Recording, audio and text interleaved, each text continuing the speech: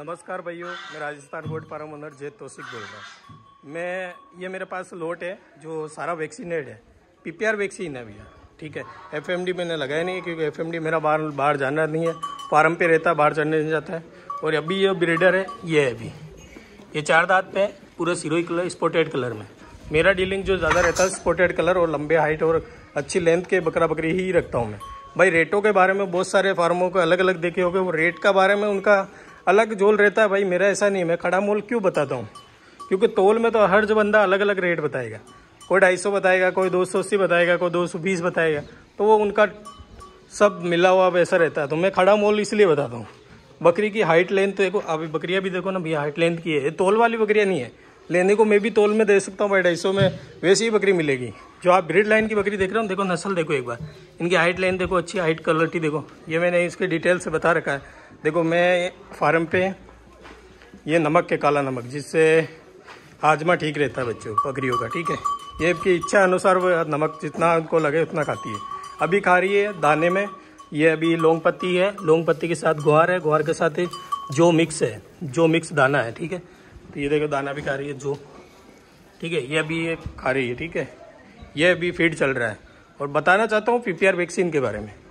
जब भी कोई बंदा पीपीआर वैक्सीन लगाता है ना, उससे पहले प्रोसेस आपको क्या करना है, फिर वैक्सीन लगाना है।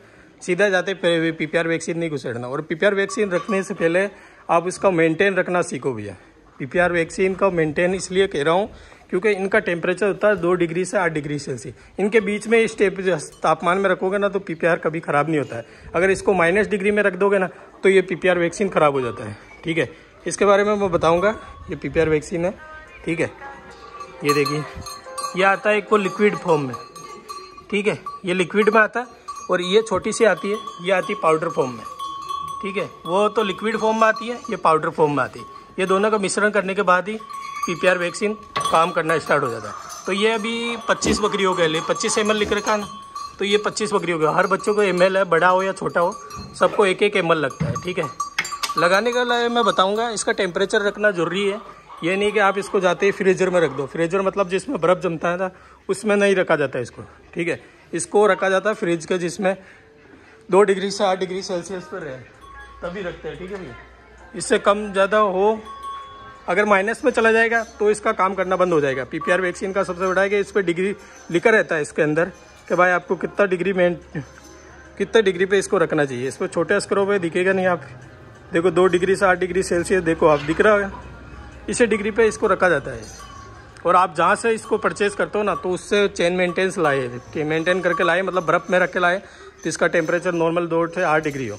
अगर इसी टेम्परेचर पर रहेगा तो पीपीआर काम वर्क करेगा। अगर ये -डिग्री में चला गया या 8 डिग्री से ऊपर चला गया तो इसका काम बिल्कुल ख़त्म है। फिर तो ये लगाओ ना लगाओ कोई उससे फ़र्क नहीं पड़ता। देखो पीपीआर लगा दिया वो नहीं है, अगर इसका टेम्परेचर मेंटेन नहीं रहा तो फिर लगाना ना लगाना कोई मतलब ही नहीं है। ये चीज़ मैं ज़रूर जानता हूँ। मैंने भी बहुत बार पीपीआर लगाने के बाद भी ये शिकायत आई ना, तब मुझे पता कि ये टेम्परेचर मेंटेन रखना इसका ज़रूरी होता है पीपीआर का। अगर आप फ्रीजर में रख रहे हो जिसमें बर्फ़ जमता है, उस खाने के अंदर इसको पीपीआर को रख दोगे तो ख़राब है भैया। इसको रखना है जहाँ दवा का बॉक्स आता है फ्रीजर में, वहीं पे रखें जिसका टेम्परेचर मेंटेन रहता है। और जहाँ से ये पीपीआर लाते हो ना भैया, वहाँ से मेंटेन करके ही लाए कि भाई इतना रहना है, कितनी दूर है तो इतना सा इसको चेन मेंटेन आता है। ठीक है, वो मेडिकल वालों के पास ही मिल जाता है। लेकिन पीपीआर से लगाने से पहले मैं आपको बताता हूँ आपको क्या क्या रखना है। पीपीआर लगाने से पहले क्या करना पड़ेगा। ठीक है, ऐसा नहीं भी जाते ही आपको माल लिया, आप वहाँ जाते ही उतरते ही माल को पीपीआर वैक्सीन कर दिया। पीपीआर वैक्सीन से पहले आपको माल जहाँ से फार्म से जिससे लिया है, तो वहाँ जाने के बाद आप उसको बकरी को उतारने जब ट्रेवलिंग में जाती है ना, तो सबसे बड़ी ट्रस्ट में और सबसे बड़ा इसको इम्यूनिटी डाउन हो जाती है बकरी को, मतलब इसकी थकान हो जाती है। थकान से हर बच्चा बीमारी में बढ़ जाता है, निमोनिया में चला जाता है, दस्त हो जाती है, बुखार चढ़ जाती है, टेम्परेचर अप डाउन हो जाता है। टेम्परेचर अप डाउन की वजह से ही बकरी को बुखार चढ़ती है। बुखार 102, 104, 106 बकरी को चढ़ जाती है। तो इसके लिए आपको पहले क्या करना है, अगर आप ट्रांसपोर्ट करते हो तो ट्रांसपोर्ट में कभी भी गाड़ी को दबा के भर के मत ले जाओ, और ऐसे ले जाओ कि बकरी आराम से जाए। कभी भी ऐसे मतलब इतनी टेम्परेचर हाई नहीं होना चाहिए कि भाई गाड़ी को भर रहे हैं तो हिसाब से। जैसे इस गाड़ी के अंदर 50 पीस जाते तो आप 30 ले जाइए। मैं क्लियरली बोल रहा हूँ, इतना ही ले जाइए। मैं नहीं कहूँगा कि हाँ 50-100 लो, ऐसे मत लो। जितनी लंबी गाड़ी और जितना खुला रहेगा ना, बकरी जितने आराम से, जितनी हवा में जाएगी ना गाड़ी में आराम से, जैसे ऐसे नहीं कि भाई दबा दबा के बढ़ दी या बकरी को दिक्कत हो रही है, वो प्रॉब्लम हुई ना तो बकरी 100% वो बीमार में पड़ेगी। आपको क्या करना, बकरी को आराम से ले जाना। ले जाने के बाद उतारने के बाद 2 घंटे तक उसको नॉर्मल टेम्परेचर पर रखना है। बकरी को नॉर्मल टेम्परेचर, ना तो धूप में ना एकदम ठंडे माहौल में, नॉर्मल टेम्परेचर पर रखना है बकरी को उतारते टाइम। उतारने के बाद आपको या तो आपको पास रेस्टोबेल, जो सबसे इम्यूनिटी डाउन हो जाती है उसको कवर करता है। रेस्टोबेल एक पाउडर लिक्विड आता है, अगर आप उससे पिलाओगे तो बेस्ट है, ठीक है। अगर वो चीज़ नहीं है आपके पास तो आप गुड़ का पानी, जो गुड़ का पानी होता है, गुड़ के पानी के अंदर थोड़ी हल्दी डाल के, थोड़ा मेथी का पानी हो चलेगा, ठीक है। मेथी या गुड़ का पानी आपको कम से कम 3-4 दिन तक पिलाना है। या रेस्टोबेल एक लगातार आपको 7-8 दिन तक बच्चों को देना है।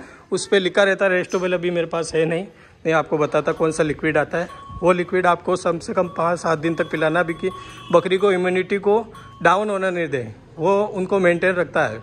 इम्यूनिटी कमज़ोर नहीं होना है। जितनी इम्यूनिटी कमज़ोर, जितनी आपकी बकरी में कमज़ोर, उतनी बीमारी।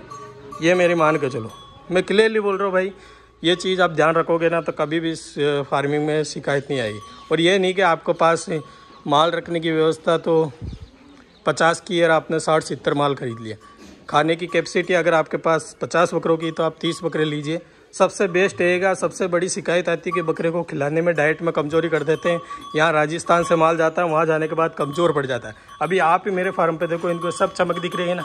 मैंने कि जितना ही माल रखता हूँ, जितने मेरी कैपेसिटी है भाई माल रखने की, ठीक है। इनसे दबा के नहीं रखता। फिर बाहर चढ़ने जाएंगे इस मौसम में तो बच्चे लंगड़े लूले हो जाते हैं, ठीक है। ये भी शिकायत है, लंगड़े हो जाते हैं क्योंकि वो बारिश में FMD का शिकायत आती है। बारिश कच्चे मुंह में छाले हो जाते हैं, संक्रमित हो जाता है, दस्त हो जाती है, ठीक है। ये दिक्कत। तो मैं सीधा बता रहा हूँ, आप PPR लगाने से पहले भाई एक चीज़, पहले तो आप उतार लो, माल को उतार लो। उतारने के बाद उनको क्या करो भैया, पहले तो 1-2 दिन तक उसको, चलो 1 दिन 12 घंटे तक, 2 घंटे के बाद पानी दो, ठीक है। रेस्टोबेल तो आपको 8 दिन तक लगातार देना है। उसके साथ एक और भी इम्यूनिटी पाउडर आता है जो बेस्ट रहता है। जितना इम्यूनिटी, अगर उसको मतलब जो बंदा कोई एकदम वीक हो जाता है, ठीक है, उसको खान पीन नहीं मिलता है या इतनी दूर ट्रैवलिंग में जाता है तो उसकी कमज़ोरी आ जाती है। कमज़ोरी को दूर करने के लिए आप क्या पीते हो भैया? आप गर्मी के टाइम में जब भी आप एकदम थकावट महसूस करते हो तो क्या पीते हो? नींबू पानी। अगर नींबू पानी पीने के बाद आपके पास एकदम शरीर में ताकत आ जाती है तो बकरी में वो चीज़ हो जाती है भाई। अगर वो इतना दूर ट्रैवलिंग कर रही है, अगर नींबू पानी तो आप पा नहीं सकते, ठीक है। ये नहीं कि हर बच्चे को बकरियों को नींबू पानी पिलाओगे, ये नहीं होता। लेकिन हाँ, नींबू भी अगर पानी पिलाओगे ना तो भी बेस्ट रहेगा। मैं तो इम्यूनिटी बिल पाउडर के लिए आपको रेस्टोबेल सबसे बेस्ट है, ठीक है।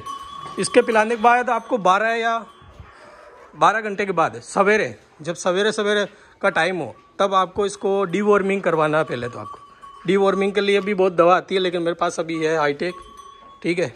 ये ओरल सॉल्यूशन है, ये हाईटेक है। ये डीवॉर्मिंग के लिए बेस्ट है। टेबलेट भी आती है, टेबलेट का नाम याद नहीं आ रहा, टेबलेट भी आती है और ये लिक्विड फॉर्म में आता है। इस पर लिखा रहता है कितने ml कितने बच्चों को देना है, सारा लिखा रहता है, ठीक है। 1 मिनट का ये लिखा रहता है, ठीक है। देखो 25 ml 100 kg बॉडी वेट पे। अब इसी हिसाब से अंदाज़ा लगा लो, जितना कम बच्चा है उतना बॉडी वेट हिसाब से लगाना है। ये आपको भूखे पेट देना है। भूखे पेट देने के बाद आप 2 घंटे 3 घंटे तक उसे ना पानी ना चारा दो, क्योंकि डीवॉर्मिंग होने से पेट के कीड़े, जो भी सफाई, पेट के जो भी कीड़े अंदर होते हैं ना, वो सारे मर जाते हैं, बकरा बनने स्टार्ट हो जाता है, ठीक है। इसके साथ आप लिवर टॉनिक भी दे सकते हो, लेकिन इसके डीवॉर्मिंग करने के बाद 24 या 48 घंटे बाद आप PPR वैक्सीन करो, ठीक है। PPR वैक्सीन उसके बाद असर अच्छा करता है।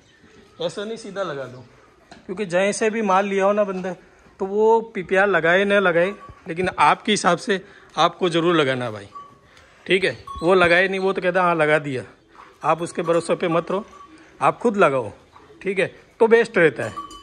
लेकिन ये चीज़ ध्यान रखना, इम्यूनिटी डाउन ना हो बच्चे की, तो उसके लिए आपको कुछ भी देना हो बच्चे को आराम से। पर लेकिन ये नहीं कि आपको जाते ही दाना स्टार्ट कर दिया या दाना देना स्टार्ट कर दिया। बकरी को यहाँ से दूसरी जगह जाता है ना, तो कभी भी एकदम दाने पे स्टार्ट नहीं करना है। आपको सूखा ही खिलाना है, और इस मौसम में गीला भी नहीं खिलाना है, जब तक आप तक सेटल नहीं हो जाए, ठीक है, सूखा ही खिलाना है। आप डीवॉर्मिंग करने के बाद पीपीआर वैक्सीन करो। पीपीआर वैक्सीन होने के बाद 10 से 15 दिन के बाद आप पे बकरी सेटल हो जाएगी, ये मेरी गारंटी है। कोई भी शिकायत नहीं होगी, बस खान पीन का ध्यान रखना, ठीक है भैया, कोई दिक्कत नहीं आएगी, खान पीन का ध्यान रखना। आप 10-15 दिन के बाद अगर बच्चा सेटल हो जाता है तब आप दाना धीरे धीरे दाना मिश्रण स्टार्ट कर दो, बच्चा आराम से बनेगा, ये चीज़ ध्यान रखो। लेकिन ज़रूरी है पीपीआर वैक्सीन भैया, मैं क्लियरली बोलो, पीपीआर वैक्सीन ज़रूरी है। ये चीज़ का ध्यान रखोगे तो फार्मिंग में कभी भी आप लॉस नहीं खाओगे, ठीक है।